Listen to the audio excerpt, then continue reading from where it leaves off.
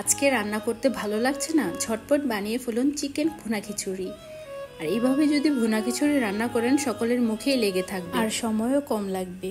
আসসালামু আলাইকুম everyone, welcome back to my channel. This is Megha from Megha রাঁধুনি। আজকে আপনাদের জন্য খুব ঝটপট তৈরি করে দেখাবো চিকেন ভুনা খিচুড়ি। তাহলে চলুন মূল প্রস্তুত প্রণালীতে চলে যাই। ভুনা খিচুড়ি তৈরি করার জন্য এখানে নিয়ে নিয়েছি 1 পট পরিমাণ মসুর ডাল, সে সাথে নিয়েছি 1.5 পট পরিমাণ পোলাওর চাল, আর নিয়ে নিয়েছি 1 কেজি পরিমাণ মুরগির মাংস।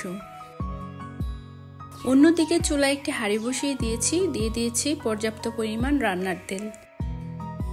সে সাথে দিচ্ছি 2টো তেজপাতা, দিয়ে দিচ্ছি 4-5 টুকরো দারচিনি, দিচ্ছি 6-7টা এলাচ, আমি একটু থেতলে দিয়েছি।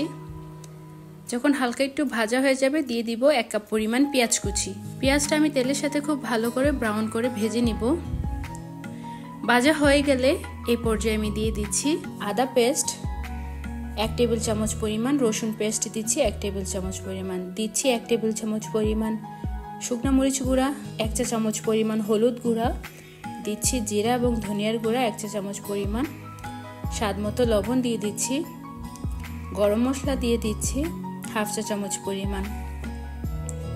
সব মশলা দিয়ে মশলাটাকে আমি কষিয়ে নিচ্ছি।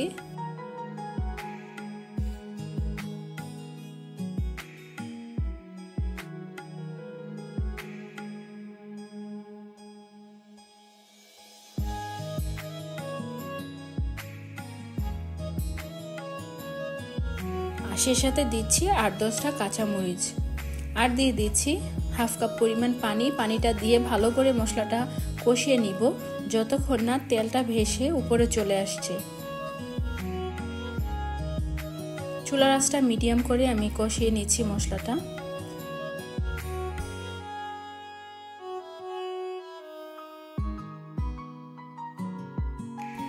যখন মশলাটা পুরোপুরিভাবে কষা হয়ে যাবে এই পর্যায়ে আমি দিয়ে দিচ্ছি মুরগির মাংস। এখানে আমি কক মুরগি নিয়ে নিয়েছি। মুরগির মাংসটাকে আগে থেকে আমি পরিষ্কার করে নিয়ে নিয়েছি।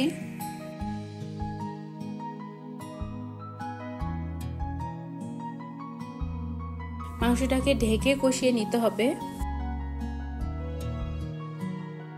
আর ঢাকনাটা উঠিয়ে কিছুক্ষণ পর পর নেড়ে দিতে হবে, এতে করে নিচে আর লেগে যাবে না।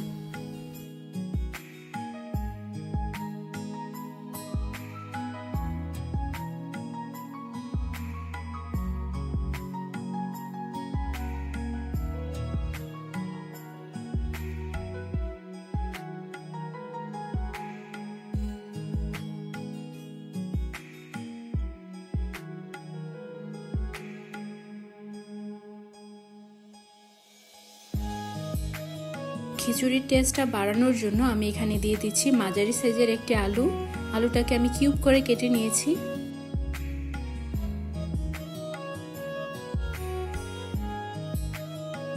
ইতিমধ্যে আমার মাংসটা পুরোপুরি সিদ্ধ হয়ে গেছে।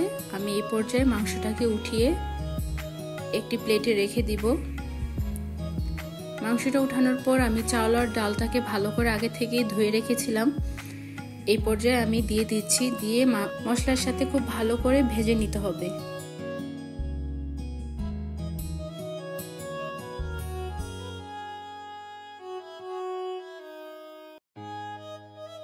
ভাজার পর আমি দিয়ে দিচ্ছি আরো 10-15টা কাঁচামরিচ। যখন পুরোপুরি ভাজা হয়ে যাবে এই পর্যায়ে আমি দিয়ে দিচ্ছি ফুটন্ত গরম পানি পর্যাপ্ত পরিমাণ, দিয়ে আমি ঢাকনা দিয়ে ঢেকে দিব।